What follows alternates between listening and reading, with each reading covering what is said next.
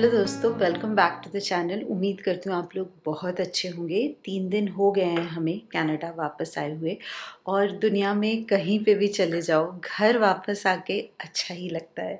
और पूरे ट्रैवल में ना कभी कभी मुझे ख्याल आ जाता था मेरे प्लान्स कैसे होंगे, ठीक होंगे या नहीं।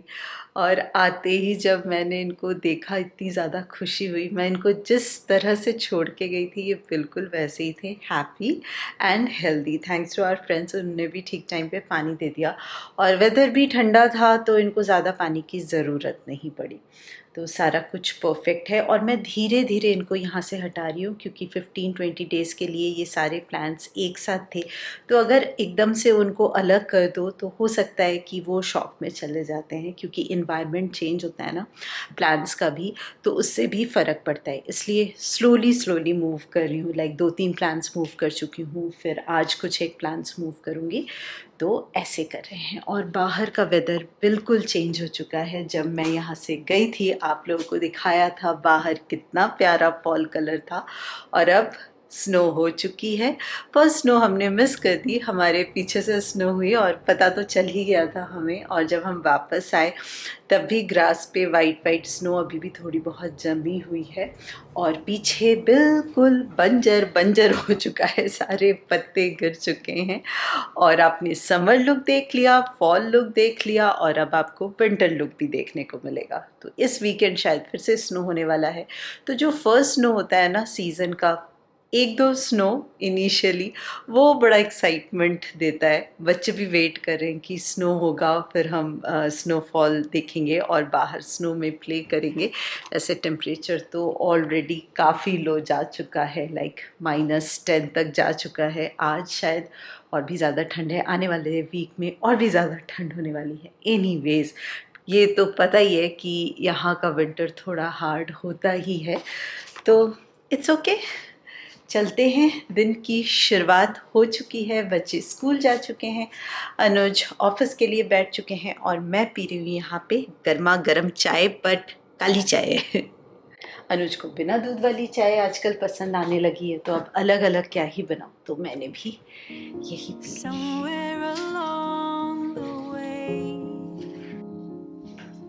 Somehow we ended up at a crossroad and we got lost.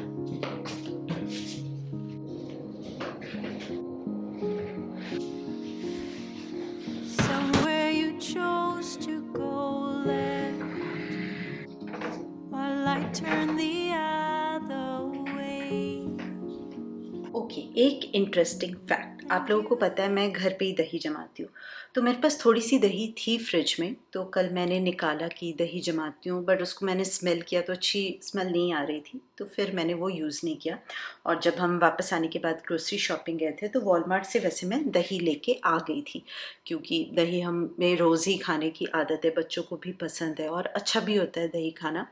तो ये वाला मैं लेके आ गई थी। तो मैंने फिर दूध गर्म करने के लिए भी रख दिया था, इनफैक्ट दही जमाने के लिए, और फिर मैंने स्मेल किया तो अच्छा नहीं लगा, तो मैंने सोचा ट्राई करके देखती हूँ। तो मैंने इसका इंग्रेडिएंट लिस्ट चेक किया, इसमें लिखा हुआ है एक्टिव बैक्टीरियल कल्चर। और आप काफ़ी सारे वीडियोस देखोगे उसमें यही बोलते हैं कि जो भी एक्टिव बैक्टीरियल कल्चर है अगर किसी दही में, तो आप उसको एज ए स्टार्टर यूज़ कर सकते हो। बट मैंने पहले कभी नहीं किया था। इनफैक्ट मुझे बहुत सारे दोस्तों ने कमेंट भी किया था कि आप ये दही भी यूज़ कर सकते हो एज ए स्टार्टर। तो अभी तक तो मुझे फ्रेंड से मिल जाता था, या फिर जब मैं एडमिंटन आई तो रेस्टोरेंट से ले लिया था मैंने, तो वैसे ही दही जमाती थी, कभी ये यूज़ नहीं किया। तो कल दूध गर्म हो चुका था और मेरे पास स्टार्टर था नहीं, तो मैं सोचा चलो ये एक्सपेरिमेंट कर डालते हैं, आगे के लिए अच्छा हो जाएगा अगर ये सक्सेसफुल हो गया। क्योंकि मुझे बहुत सारे कमेंट्स आते हैं कि सुची स्टार्टर कहाँ से लाए, हम जमाना चाहते हैं बट क्या करें। तो कल मैंने जमाया और दही इतनी मस्त जमी है। इस वेदर में भी मैंने सिर्फ अवन का लाइट ऑन रखा था रात भर, और अवन के अंदर रख दिया था, कुछ प्री हीट वगैरह कुछ भी नहीं किया था। दूध को बहुत अच्छे से बॉईल किया, थोड़ा सा वार्म किया, बहुत ज़्यादा ठंडा नहीं करना है, इतना वार्म होना चाहिए कि जब आप टच करो तो आपको वो हॉट वाली फीलिंग आनी चाहिए। और फिर दही के साथ मिक्स करके जैसे दही जमाते हैं वैसे रख दिया था। और रात को अराउंड 6-6:30 रखा था मैंने कल शाम को, और मॉर्निंग में 7 o'clock मैंने चेक किया। दही बिल्कुल परफेक्टली जमी, टेस्ट करके भी देख लिया, टेस्ट भी वैसा ही है जैसे घर की दही का होता है। तो यस, अब ये प्रॉब्लम का सॉल्यूशन मिल गया है। आप लोग भी दही जमाना चाहते हो, बाहर हो और स्टार्टर नहीं है, तो नो टेंशन, ये वाली दही आप ले लो। वॉलमार्ट, सुपर स्टोर, हर एक जगह अवेलेबल है ये वाली दही, या कोई भी दही आप लो, उसका इंग्रेडिएंट लिस्ट बस चेक करो कि उसमें एक्टिव बैक्टीरियल कल्चर होना चाहिए और आपका दही जम जाएगा। Good news.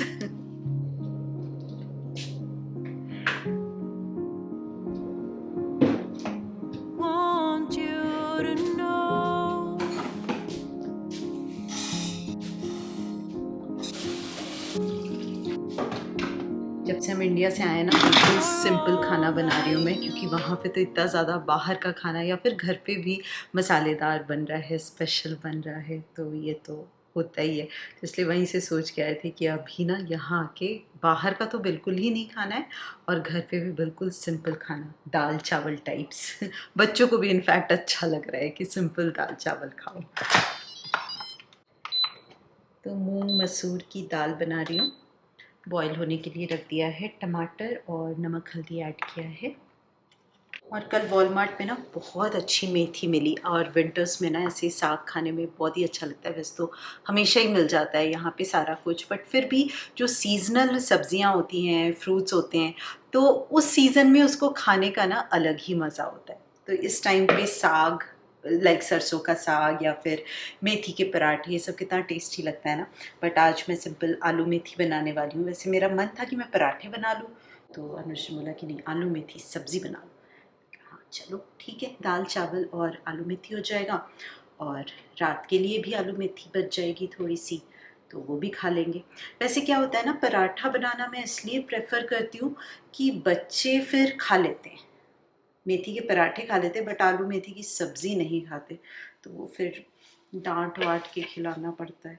तो ये तो होता ही है ना, जब आप कोई भी चीज़ खुश होके खाते हो वो आपकी बॉडी को लगता है, और जब ज़बरदस्ती खाते हो पता नहीं वो उतना ज़्यादा, ऐसा हमारे बड़े हमेशा बोलते आए हैं, और कहीं ना कहीं ये सच भी है कि जो भी काम आप खुश होके करते हो वो ज़्यादा सक्सेसफुल होता है। तो जब आप खाना खुश होके खाते हो, पूरे उस मोमेंट में प्रेजेंट होके खाते हो, अच्छी सोच के साथ खाते हो, तो वो उसकी न्यूट्रिशनल वैल्यू ज़्यादा बढ़ जाती है। जैसे हम प्यार का स्पेशल तड़का खाने में डालते हैं तो कैसे बोलते हैं कि टेस्ट बढ़ जाता है, तो बिल्कुल वैसे ही कि मसालों के साथ साथ जब अच्छी वाली गुड पॉजिटिव प्यार वाली फीलिंग्स भी खाने में जाती है ना, तो वो उसको और भी ज़्यादा टेस्टी बना देती है और न्यूट्रिशनल भी बना देती है।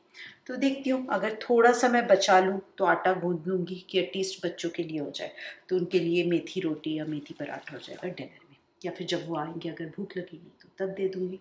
लेट्स सी, देखते हैं।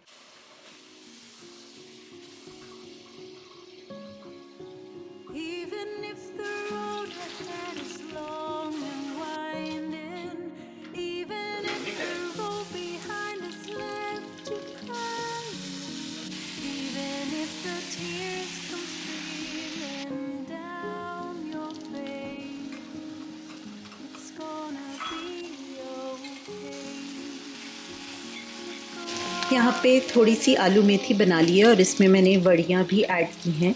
थोड़ी सी मेथी मैंने बचा ली थी पराठे के लिए, बट इतना सा आटा भी गूंदा नहीं जाता, तो मैंने इसमें पालक मिक्स कर दिया, तो पालक और मेथी के पराठे बन जाएंगे।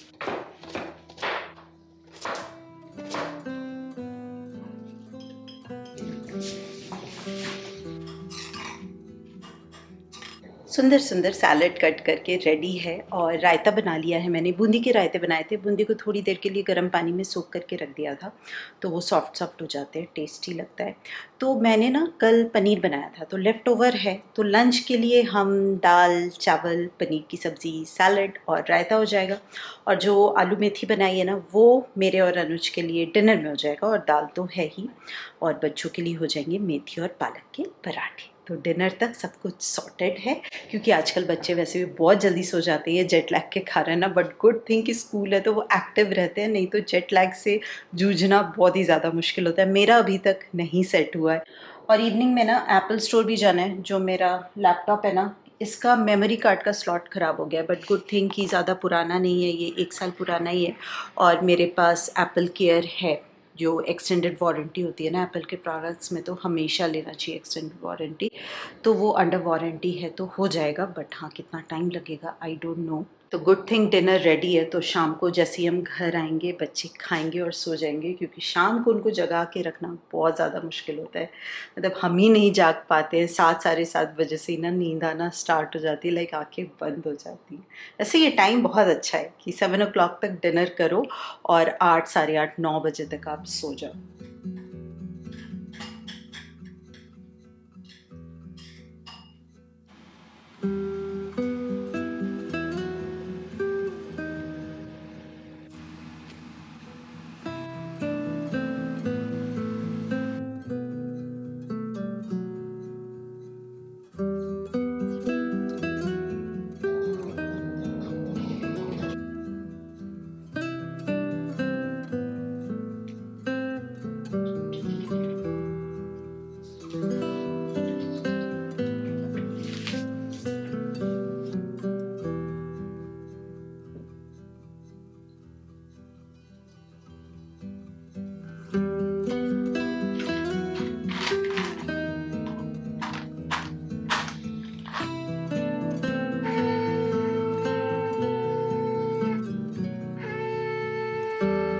आज है नेक्स्ट डे और सरप्राइजिंगली कल शाम से ही स्नो स्टार्ट हो गई। वेदर फोरकास्ट में तो सैटरडे दिखा रहा था, मैं बिल्कुल एक्सपेक्ट नहीं कर रही थी, बट कल हल्की फुल्की हो रही थी शाम को, और जब सुबह उठी तो पूरा वाइट भरा हुआ था।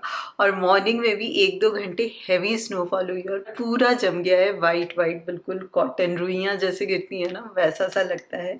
और शुरुआत के तो कुछ स्नोफॉल बहुत अच्छे लगते हैं, घर पे बैठ के स्नोफॉल को एंजॉय करना बहुत अच्छा लगता है। हाँ, जो लोग बाहर जाते हैं उनको थोड़ी सी दिक्कत आती है, पर चलो जब बाहर जाएंगे तब उस दिक्कत का सामना करेंगे। आज में जीते हैं, आज घर पे हैं तो इस व्यू को एंजॉय करते हैं। तो अनुजी वही बोल रही थी कि अच्छा है कि वर्क फ्रॉम होम है, तो घर पे बैठे बैठे काम करो और बाहर का ये नज़ारा एंजॉय करो, बहुत अच्छा लगता है। बट हाँ, स्नो क्लीनिंग करनी पड़ती है, मॉर्निंग से 2 बार अनुज कर चुके हैं। एक्चुअली जब हल्की स्नो होती है ना उसी टाइम पे कर दो तो ईजी होता है स्नो को क्लीन करना। तो ये है आज सुबह की कहानी। और मैंने सोचा ही हुआ था कि आज मंदिर को अच्छे से क्लीन करूँगी। पूजा स्टार्ट करने से पहले मेरा मन था कि मैं पूरा एम्प्टी करके बढ़िया से मंदिर को क्लीन करूँ।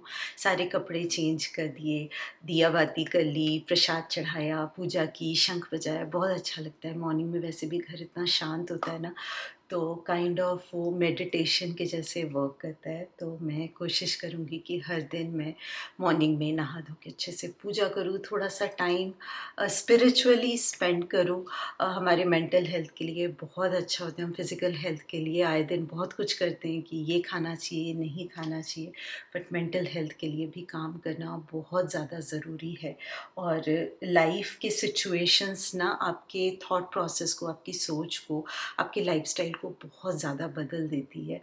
और मैंने भी काफ़ी कुछ सोचा हुआ है कि मुझे चेंजेस लानी है अपने लाइफस्टाइल में। लेट्स सी कितना मैं ला पाती हूँ और कितने डिसिप्लिन्ड वे से वो ला पाती हूँ। और सबसे पहली चीज़ ये है कि मुझे योगा या वर्कआउट कुछ तो स्टार्ट करना ही है सुबह। तो मैं बस ये जो जेट लैग है ना वो ख़त्म हो जाए, और मेरा बर्थडे भी आ रहा है तो चलो बर्थडे ख़त्म हो जाए, उसके बाद मैं ये सारे रिचुअल्स धीरे धीरे अपने रूटीन में लाऊंगी।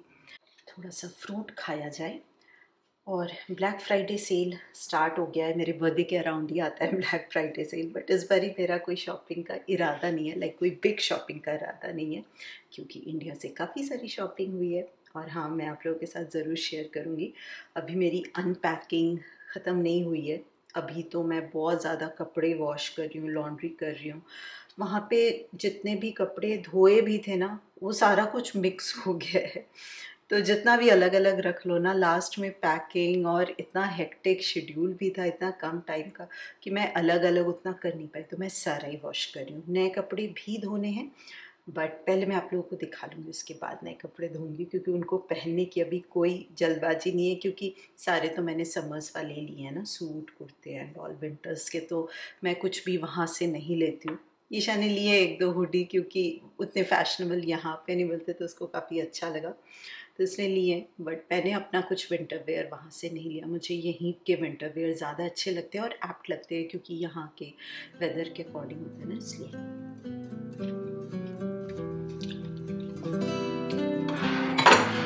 अनुज को भी दे के आते हैं फ्रूट्स।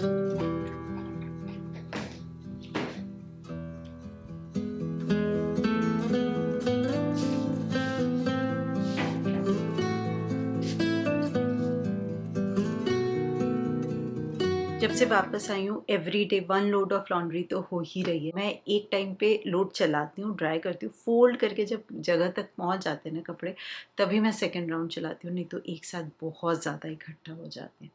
तो ऐसे ही धीरे धीरे रिलैक्स होके सारा काम कर रहे हैं, नो हड़बड़।